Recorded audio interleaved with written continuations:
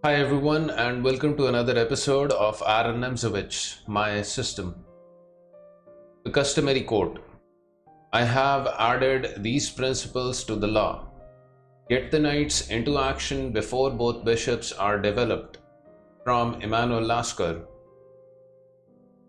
A brief review of the last part, where we continued our study of Chapter 2, the double pawn and restraint, Part 2 of the book, Position Play, and completed discussing the topic Restraint, True and Spurious Freeing Moves, and moved on to the next topics, Restraint Action Against Pawn Majorities, and the last topic of the chapter, a review of restraining methods with illustrations from Nimzowitsch.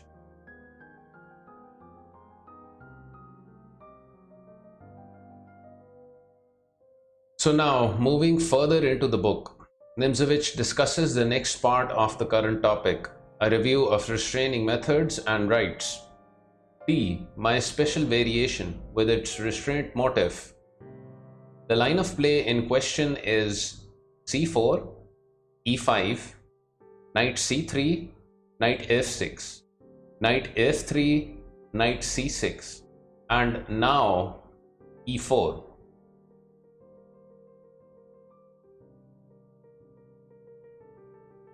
As early as 1924, I had tried after the moves f4, c5, e4, knight c6 and d3 originated by Dr. Cross, g6, the move c4, whose motif I visualized as a blockade spanning half the board, and in Kagan's Neueste a chess magazine for 1925, page 10, I made the following note to this move. Since this move is not inspired by the hope of preventing or even of making more difficult d5 by black, a special explanation is needed. Black wishes to build up the configuration pawns at e6 and d5. This done, black will consider the extension of their attack formation on the queen's wing, that is, by knight d4, when opportunity offers, in order after knight takes on d4 and c takes on d4, to bring pressure in the c-file on white's pawn at c2. The text move c4 is made to forestall this possible extension of play on the queen's wing. The hole at d4 does not seem to be a serious matter. When I today ask myself whence I got the moral courage, for it takes moral courage to make a move or form a plan running counter to all tradition, I think I may say in answer that it was only my intense preoccupation with the problem of the blockade which helped me to do so. To this problem I was ever seeking to bring new aspects, and so it came that, as black in Dresden 1926, after the moves e4, c5, knight f3, knight c6 and knight c3, I ventured the move e5, which at that time caused a great sensation. My special variation given above is to be considered merely a further step on a trial which had already been broken. Moreover, the able Danish theorist Dr. Orla Hermann Cross has pursued an original inquiry into the possibility of a combination of e4 and c4, in which, independently of my analysis, he has arrived at much the same conclusions as I did. Nimzowitsch closes the chapter with the following instructions. The student is now advised to study games number 33 to 35 and in addition refer to the investigation of the idea in my brochure, Die Blockade. We will go through these games right away as instructed by Nimzowitsch. Since I have limited this video series to my system, we will not be going through Nimzowicz's other work, Die Blockade, here. However, viewers interested in this book should be able to get it through online resources.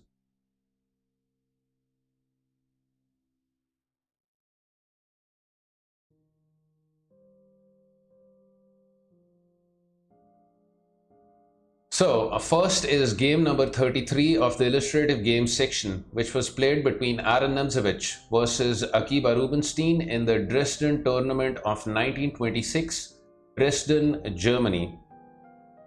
Nimzowitsch writes of the game as following. The following game illustrates the effect of preventive measures and the idea of collective mobility. Nimzowitsch with the white pieces and Rubinstein with the black. Notes by Aron Nimzowitsch. c4, c5, knight f3, knight f6, knight c3, d5, c takes on d5, knight takes on d5, and e4. A novelty which at the price of a backward d-pawn aims at securing other advantages. Knight b4. Preferable was knight takes on c3, b takes on c3 and g6.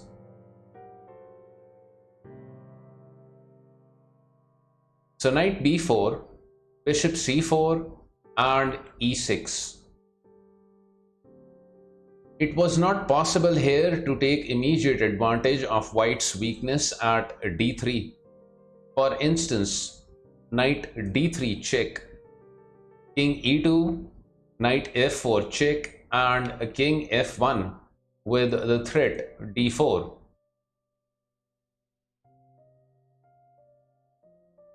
Or knight d3 check, king e2, knight takes on c1 check, rook takes on c1, knight c6, bishop d5, bishop d7, and bishop takes on c6, followed by d4 with the superior endgame for white.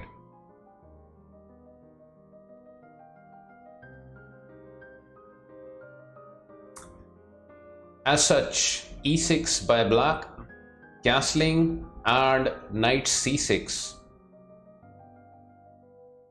I should prefer a6 here, though it is true that even then white with a3, knight c6, and d3 followed by bishop e3 would have an excellent game.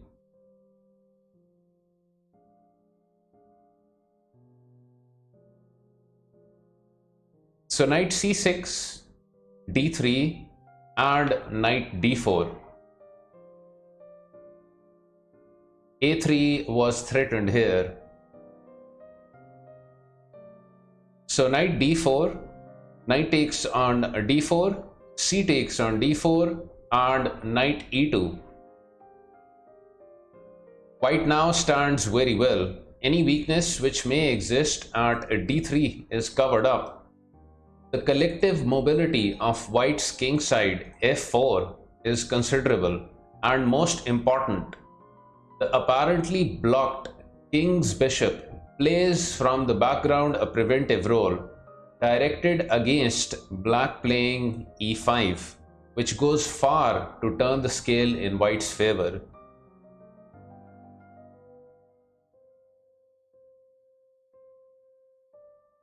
a6 directed against the threat bishop b5 check, bishop d7, and knight takes on d4.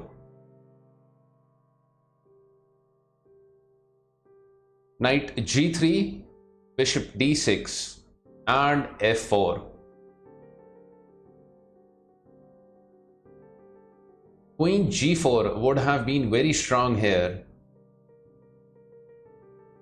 Queen g4, castling, bishop g5, bishop e7, bishop h6, bishop f6, bishop takes on g7, bishop takes on g7, and knight h5.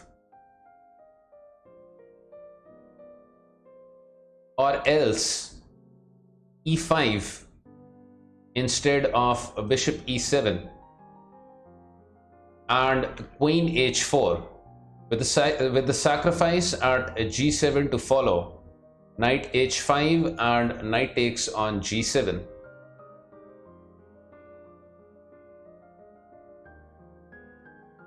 The best answer to queen g4 would have been queen f6. For instance, queen g4, queen f6 and f4. But even in this case, white's superiority in position would have been very great. After the less incisive text move f4, black can approximately equalize. Castling and queen f3. A direct mating attack is no longer feasible.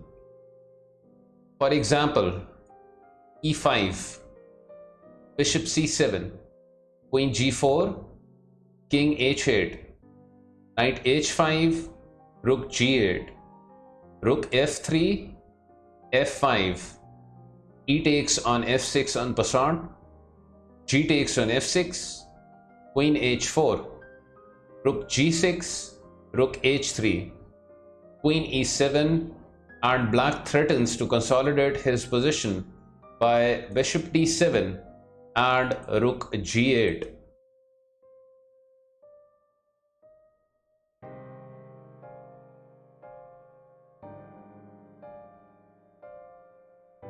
So queen f3, king h8, bishop d2, f5, rook e1 and knight c6. Rubinstein has defended himself skillfully, but white has always a trump in hand, the e-file.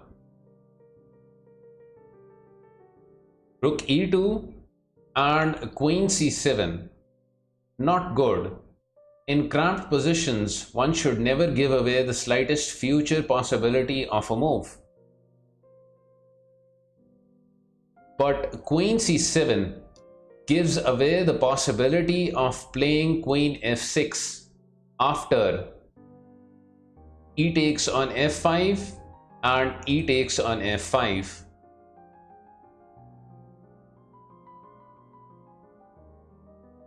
The right move was therefore bishop d7, and if then e takes on f5, best. E takes on f5, rook e1, then queen f6, and black stands much better at any rate than he does in the game.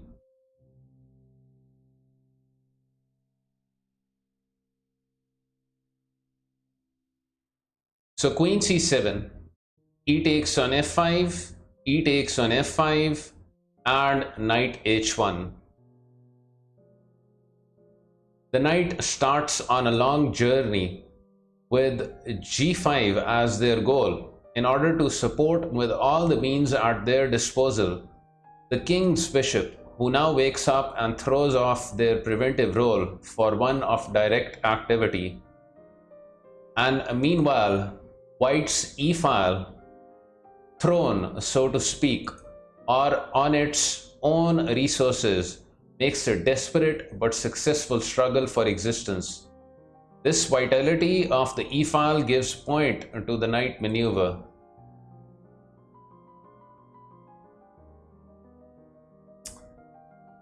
Bishop d7, knight f2, rook e8, rook e1, rook takes on e2, rook takes on e2, and knight d8.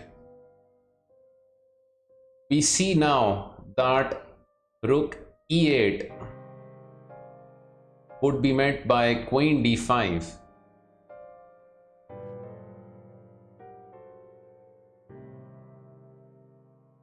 So knight d8, knight h3, bishop c6. And here rook e8 would lead to a combination full of pleasantries. For example, rook e8, queen h5, rook takes on e2, knight g5, h6, queen g6, h takes on g5, and queen h5 mate.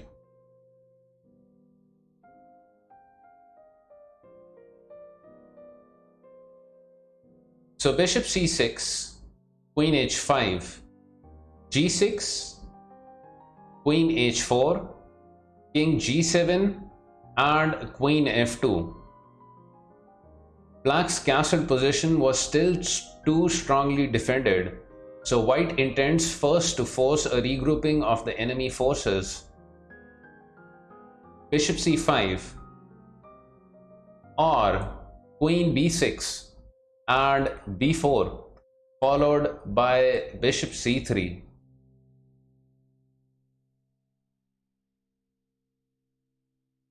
So bishop c5, b4, bishop b6, and queen h4. The switchback theme, such as usually only occurs in problems. Queen e1 would, however, also have been good. Queen e1, bishop e4, and knight f2, winning a pawn by knight takes on e4, and so on.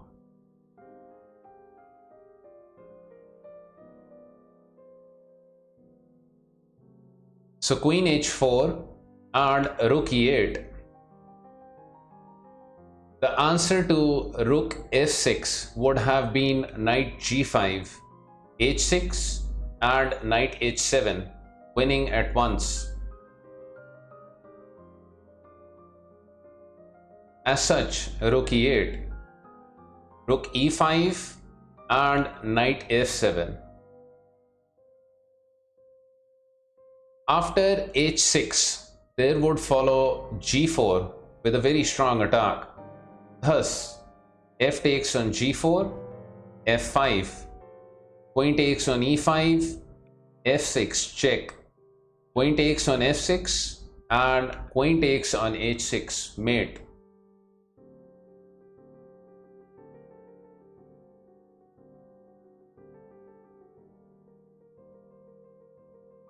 Or g4, g5 question mark, f takes on g5, threatening mate, and queen takes at h6.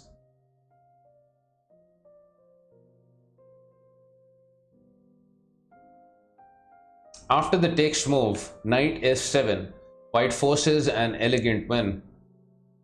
Bishop takes on f7, and queen takes on f7.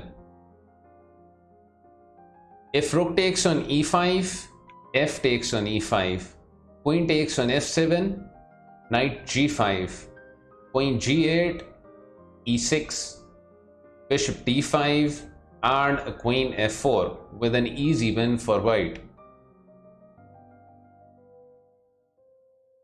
So queen takes on f7, knight g5, queen g8, rook takes on e8, bishop takes on e8, and queen e1. A remarkable position. Black is lost. In spite of the scanty material, a mating attack is in the air. Some pretty play now follows. Bishop c6. If king f8, white wins by queen e5. Bishop d8, best for black. The reply to queen takes on a2 would be queen f6 check, king g8, and knight e6.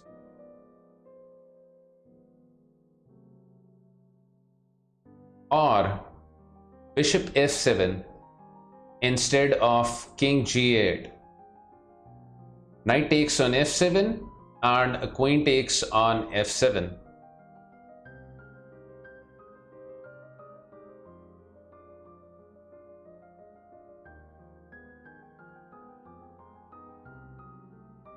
So bishop d8, knight e6 check, king e7, queen c5 check, king d7 and knight f8 check.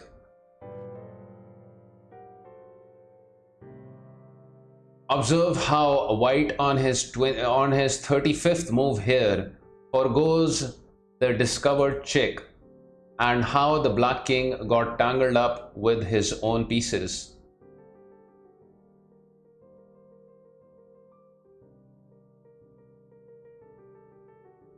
But bishop c6 was played in the game, and play continued with queen e7 check and king h8. If king h6, then obviously knight e6. So king h8 and b5 pulls the news taut. If a takes on b5, then knight e6, h5, queen f6 check, king h7, knight g5 check, king h6, and bishop b4 leads to a mate.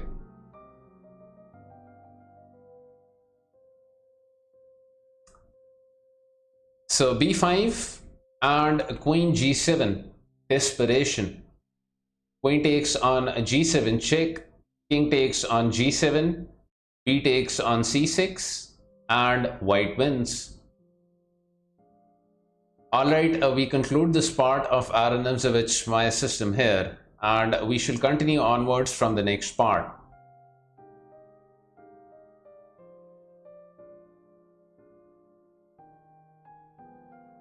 Here is a look at the recent channel support from my Twitch stream. Several new supporters: Giraffa16, UniversitateaCluj, Zorokayah, Webguy76, ashmagchess, Technomusic11, and LastKicker80.